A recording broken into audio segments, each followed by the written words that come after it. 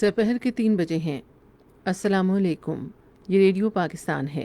इशरत साकिब से खबरें सुनिए। इत्तलात के वजीर ने कहा है कि 400 अरब रुपए मालियत के तामीरात के मंसूबे रवां साल की आखिरी तिमाही में शुरू किए जाएंगे। सदर ने फौरी और मुफ्त इंसाफ की अवाम की दहलीज पर फराहमी की ज़रूरत पर जोर दिया है। मनसूबाबंदी के वजीर ने कहा है कि मुल्क में कोरोना वबा के मुस्बत टेस्टों में तकरीबन 60% कमी की वजह से मुतासरा मरीजों में कमी आई है। National command and operation centre ने सूबाई हुकूमतों पर जोर दिया है कि कोरोना वायरस को फैलने से रोकने के लिए ईद उल अजहा के मौके पर आवाम की तरफ से एहतियाती तदाबीर पर अमल दरामद यकीनी बनाएं। कौमी असम्बली को आज बताया गया कि पाकिस्तान करतारपुर के दौरे के लिए भारतीय सिख यात्रियों को मुकम्मल सहूलत फराहम कर रहा है। पाकिस्तान ने जनीवा में अक़वाम मुत्तहिदा की इंसानी हुकूक काउंसिल को बताया है कि भारत मकबूजा कश्मीर में अपने गैर कानूनी इक़दामात को छुपाने के लिए मवासलात पर कड़ी पाबंदियों को हथियार के तौर पर इस्तेमाल कर रहा है। खबरों की तफसील। वज़ीर इत्तलात व नशरियात शिबली फराज ने कहा है कि रवां साल की आखिरी तिमाही में तामीरात से मुताल्लिक़ा 400 अरब रुपए के मंसूबे शुरू किए जाएंगे। आज इस्लामाबाद में न्यूज़ कॉन्फ्रेंस से खिताब करते हुए उन्होंने कहा कि 145 अरब रुपए की लागत से घरों और अपार्टमेंट्स की तामीर पर मबनी मंसूबा 20 अक्टूबर को शुरू किया जाएगा। वज़ीर इत्तलात ने कहा कि वज़ीर आज़म इमरान खान मईशत की बहाली और माशरे के पसमानदा तबकों का अपने घरों का ख्वाब पूरा करने के पेश नज़र तामीरात के शोबे पर खुसूसी तवज्जो दे रहे हैं। प्राइम मिनिस्टर साहब का जो पॉलिसी का जो भी इनिशिएटिव्स लेते हैं उसका महवर जो है वो मिडिल क्लास एंड बिलो लोग होते हैं जो कि मुआशी तौर पे कमज़ोर होते हैं। तो उनकी आप जितनी भी पॉलिसी इनिशिएटिव्स देख लें तो उसमें हमेशा फोकस रखा गया है उन लोगों के लिए। हुकूमत ये समझती है कि कंस्ट्रक्शन इंडस्ट्री को उठाना ये इस वक्त की अहम तरीन ज़रूरत है और साथ ही साथ में अगर गरीब लोगों को अगर छत मिल जाए तो इससे बेहतर क्या हो सकता है। शिबली फराज ने कहा कि वज़ीर आज़म ने आज हाउसिंग तामीरात और तरक्की के बारे में कौमी राब्ता कमेटी के इजलास की सदारत की। इजलास में मुल्क के मुमताज़ सरमायाकारों और बिल्डर्स ने शिरकत की।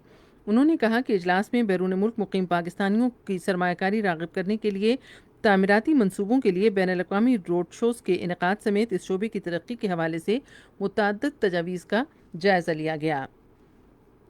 सदर डॉक्टर आरिफ अलवी ने आम आदमी को घर की दहलीज पर फौरी और मुफ्त इंसाफ की फराहमी की ज़रूरत पर जोर दिया है।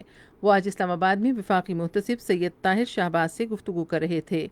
वफाकी मुहतसिब ने सदर को अपने इदारे की कारकर्दगी के बारे में ब्रीफिंग दी। उन्होंने सदर को बैरून मुल्क मुकीम पाकिस्तानियों की फलाह व बहबूद के लिए किए गए अपने इक़दामात के बारे में बताया। सदर ने वफाकी मुहतसिब की कारकर्दगी और खुसूसी इक़दामात की तारीफ़ करते हुए इस उम्मीद का इजहार किया कि वफाकी मुहतसिब इंतज़ामी नाइंसाफ़ियों के खिलाफ लोगों की मदद के लिए अपनी कोशिशें जारी रखेंगे। मनसूबाबंदी के वज़ीर असद उमर ने कहा है कि मुल्क में कोरोना वायरस के मुस्बत टेस्टों में तकरीबन 60% कमी के बायस मुतासरा मरीजों की तादाद में कमी आई है। एक ट्वीट में उन्होंने कहा कि बाज़ अफराद कह रहे हैं कि मुल्क में कोरोना के मरीजों में कमी कोरोना के टेस्टों में कमी की वजह से है। उन्होंने वजाहत की कि अगर कोरोना के मुस्बत टेस्टों की शरह 22% से ज़्यादा होती, जो कि जून के वस्त में थी, तो गुज़श्ता रोज़ किए गए 24,262 टेस्टों के नताइज 5,500 होते, जबकि गुज़श्ता रोज़ मरीजों की तादाद 2,145 थी। उधर national command and operation centre Islamabad में एक इजलास की सदारत करते हुए असद उमर ने सूबाई हुकूमतों पर जोर दिया कि कोरोना वायरस के फैलाव को रोकने के लिए ईद उल अजहा के मौके पर आवाम की तरफ से एहतियाती तदाबीर पर अमल दरामद को यकीनी बनाएं। मुल्क में कोरोना वायरस से अब तक 1,78,737 अफराद सेहतियाब हो गए हैं। ताज़ा तरीन आदाद-ओ-शुमार के मुताबिक गुज़श्ता 24 घंटे के दौरान मुल्क में 2,145 अफराद में वायरस की तशख़ीस हुई है, जिसके बाद वायरस से मुतासरा अफराद की मजमूई तादाद 2,57,914 हो गई है। सिंध में 1,08,913, पंजाब में 88,539, खैबर पख्तूनख्वा में 31,217, बलूचिस्तान में 11,322, इस्लामाबाद में 14,402, गिलगित बल्तिस्तान में 1,750 और आज़ाद कश्मीर में 1,771 मरीज़ हैं। इस दौरान 40 अमवात के बाद जहाँ बहक अफराद की मजमूई तादाद 5,426 हो गई है, जबकि कोरोना के 24,262 टेस्ट किए गए। قومی اسمبلی کو آج بتایا گیا کہ پاکستان کرتارپور میں مذہبی رسومات کی ادائیگی کے لیے بھارت سے آنے والے سکھ یاتریوں کو مکمل سہولتیں فراہم کر رہا ہے۔ وقفہ سوالات کے دوران داخلہ امور کے پارلیمانی سیکریٹری شوکت علی نے بتایا کہ کورونا وائرس کے باعث بھارت سے آنے والے سکھ یاتریوں کی تعداد میں کمی ہو سکتی ہے، تاہم پاکستان کی طرف سے سکھوں کے لیے ان کے مقدس مقام پر آنے میں کوئی رکاوٹ نہیں۔ پارلیمانی سیکریٹری نے کہا کہ سکھ یاتریوں کو ویزے کے بغیر کرتارپور کے دورے کی اجازت ہے، تاہم پاکستان اور بھارت کے درمیان طے پانے والے معاہدے کے مطابق وہ امیگریشن کلیئرنس کے لیے مستند بھارتی پاسپورٹ ساتھ لانے کے پابند ہیں۔ شوکت علی نے کہا کہ بھارتی حکام کی طرف سے 10 روز پہلے سکھ یاتریوں کی فہرست فراہم کی جاتی ہے، جس کا سیکیورٹی اور تصدیق کے لیے متعلقہ اداروں کے ساتھ تبادلہ ہوتا ہے اور اس کی منظوری کے بعد سکھ یاتریوں کو کرتارپور آنے کی اجازت دی جانی چاہیے۔ پارلیمانی سیکریٹری نے کہا کہ انسانی اسمگلنگ روکنے کے لیے قانون سازی پر غور جاری ہے۔ انہوں نے کہا ایسے جرائم کی روک تھام کے لیے FIA میں بھی اصلاحات کی جا رہی ہیں۔ توانائی کے وزیر عمر ایوب نے توجہ دلاؤ نوٹس کا جواب دیتے ہوئے کہا کہ موجودہ حکومت بجلی کی تقسیم اور ترسیل کے نظام کو بہتر بنانے میں سرمایہ لگا رہی ہے۔ انہوں نے کہا جب ہم اقتدار میں آئے تو یہ نظام 18,000 میگا واٹ بجلی کی ترسیل کے قابل نہیں تھا، لیکن اب موسم گرما کے دوران یہ 23,000 میگا واٹ بجلی کی ترسیل کے قابل ہے۔ یہ خبریں آپ ریڈیو پاکستان سے سن رہے ہیں۔ پاکستان شنگھائی تعاون تنظیم یوتھ کونسل کا مستقل رکن بن گیا ہے۔ اس بات کا اعلان نوجوانوں کے بارے میں وزیر اعظم کے معاون خصوصی عثمان ڈار نے آج ایک ویڈیو پیغام میں کیا۔